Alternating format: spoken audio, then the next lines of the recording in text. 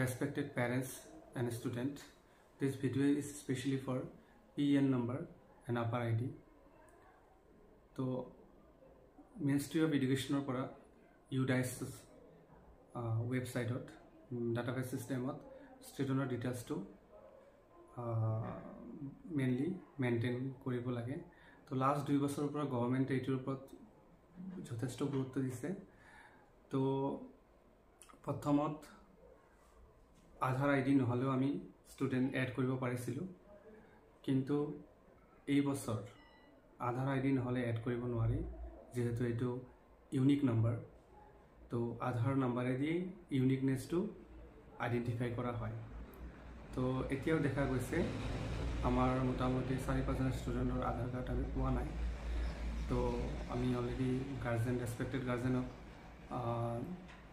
Already আমি inform কৰিছোঁ, তথাপিও দেখা গৈছে কি গুৰুত্ব সহকাৰে লোৱা নাই। যেহেতু এইটো মোৰ মতে এটা ইম্পৰ্টেণ্ট ডাটাবেছ হ'ব গৈ আছে, পিছত আকৌ এডিং চিষ্টেমটো হ'বনে নাই আমিও নাজানো। আৰু ছেকেণ্ড হ'ল PNৰ পিছত PN মানে পাৰ্মানেণ্ট এডুকেশ্যন নম্বৰৰ পিছত আকৌ এটা আপাৰ আইডি জেনেৰেট কৰিব দিছে। এইটো মেইনলি একাডেমিক পাৰ্মানেণ্ট একাডেমিক ৰেজিষ্ট্ৰিৰ ওপৰত, মানে ডিজিটেল, মোৰ মতে এইটো ডিজিটেল বায়োডাটা হ'ব। তো আমি যেতিয়া এইটো আধাৰটো ভেৰিফাই কৰিব লাগে, তো ডিজিটেলি ভেৰিফাই হয়। তো আমি যেতিয়া আপাৰ আইডিটো জেনেৰেট কৰিব গৈ আছোঁ, তো অলমষ্ট আমাৰ স্কুলৰ 75% মান আপাৰ আইডি হৈ গৈছে। তো কিছুমানৰ আমাৰ এনেকুৱা প্ৰব্লেম পাইছোঁ, কিছুমানৰ আধাৰ নাই, বা কিছুমানৰ আধাৰ আছে কিন্তু আধাৰত কিছুমান ভুল আছে। ডিজিটেলি যেহেতু ভেৰিফাই হয়, অলপ কিবা এটা সৰু ভুল থাকিলেও এইটো একচেপ্ট নকৰে। তো মোৰ এটা কাইণ্ড ৰিকুৱেষ্ট কি শৰ্ট টাইমত যাৰ আধাৰ নাই আধাৰটো সোনকালে বনাব লাগে, আৰু যাৰ আধাৰ আছে বা থকাৰ পিছতো কিবা ভুল আছে তো সেইটো সোনকালে কৰিব লাগে। 100% আপাৰ আইডি জেনেৰেশ্যনটো আমাৰ সোনকালে কৰিব লাগে। আমাৰ 30 লৈ ডেট দিছে, আৰু তাৰ ওপৰত এসপ্তাহমান এক্সটেণ্ড হ'ব পাৰে। তো এতিয়া প্লেচ টু প্লেচ বিভিন্ন স্কুলত কেম্প দিছে আধাৰৰ কাৰণে।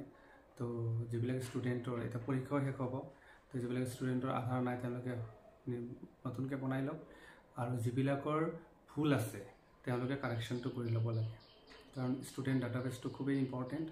আগত গৈ এইটো কোনো এটা ষ্টুডেণ্ট য'তে নাযাওক কিয় আপাৰ আইডিটো মোৰ মতে কম্পালচৰি হ'ব গৈ আছে, নহ'লে গভৰ্ণমেণ্টে ইমান কিয় গুৰুত্ব দিব। তো ডকুমেণ্টাৰী পাৰ্টটো ঠিক হ'ব লাগে মোৰ মতে। তো এজ এ স্কুল অথৰিটি আমাৰো দায়িত্ব থাকে কি আপোনালোকক আমি এৱাৰনেছটো জনাওঁ, ইম্পৰ্টেঞ্চটো জনাওঁ।